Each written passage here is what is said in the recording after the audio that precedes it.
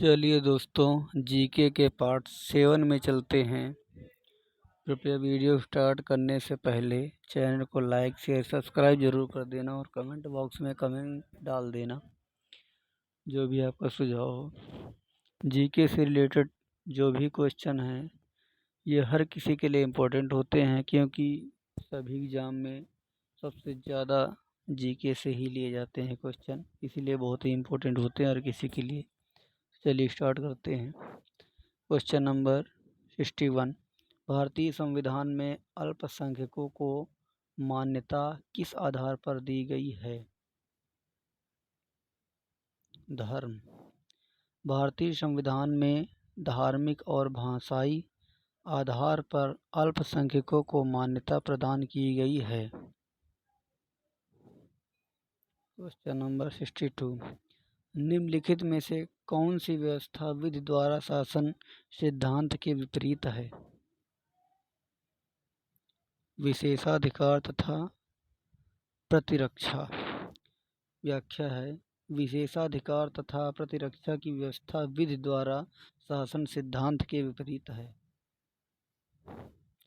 भारतीय संविधान में राजनीति के निदेशक सिद्धांत किस देश से संबंधित से लिए गए थे? आयरलैंड। भारत के संविधान में शामिल अनुच्छेद 36-51 तक राजनीति के निदेशक सिद्धांतों की अवधारणा आयरलैंड के संविधान से ली गई है। ऑस्ट्रेलिया के संविधान से समवर्ती सूची, यूएसए के संविधान से मूल अधिकार तथा कनाडा के संविधान से संघीय व्यवस्था की अवधारणा ली गई है।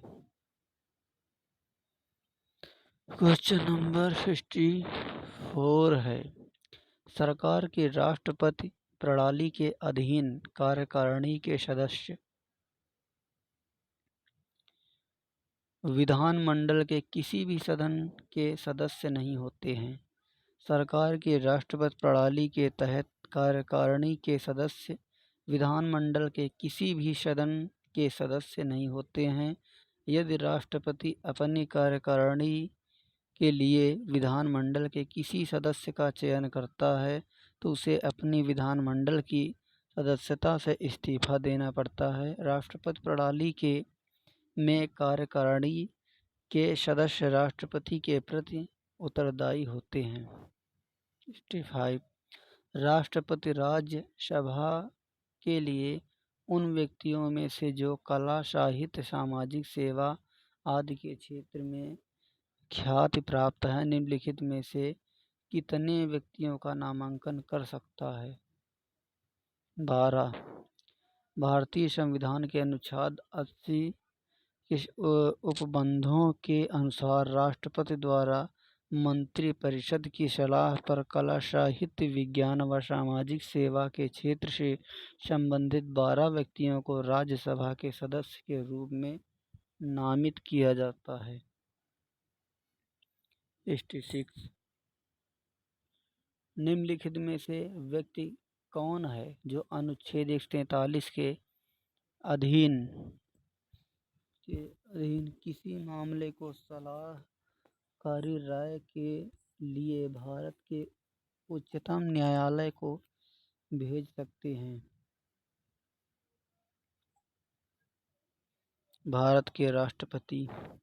संविधान के अनुच्छेद 143 के अधीन भारत का राष्ट्रपति विधि या तथ्य के सार्वजनिक महत्व का प्रश्न उपस्थित होने पर संबंधित मामले को सलाहकारी राय के लिए भारत के उच्चतम न्यायालय को भेज सकता है, परंतु न्यायालय ऐसी सलाह देने के लिए तथा राष्ट्रपति दी गई सलाह को मानने के लिए बाध्य नहीं होगा।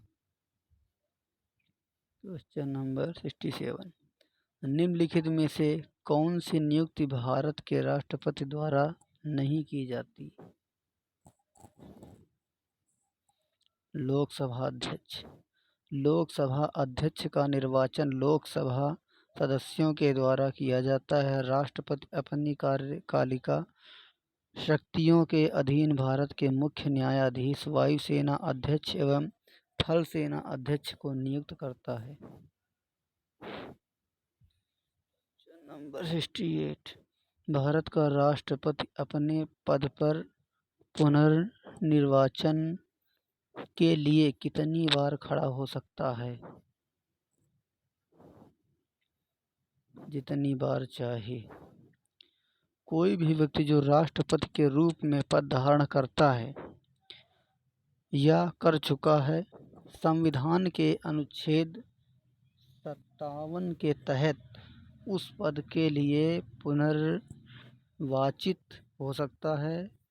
पुनर्वाचन के संबंध में संविधान में किसी सीमा का उल्लेख नहीं किया गया। सिंधु सभ्यता के टेराकोटा में निम्नलिखित में से कौन सा पालतू जानवर विद्यमान नहीं था? गाय। सिंधु सभ्यता के टेराकोटा मिट्टी से बनी अधिकृतियों में गाय की आकृति का कोई सक्षम मौजूद नहीं है। अन्य दिए गए सभी जानवरों का इस संदर्भ में साक्ष्य मौजूद है।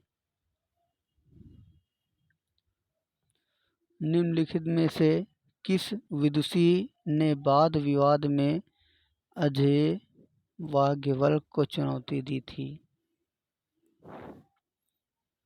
गार्गी। याज्ञवल्क्य को गार्गी द्वारा चुनौती दी गई थी। याज्ञवल्क्य गार्गी संवाद का उल्लेख बृहदारण्यकोपनिषद में मिलता है। दोस्तों, वीडियो को लाइक जरूर करते रहना, सब्सक्राइब जरूर करते रहना।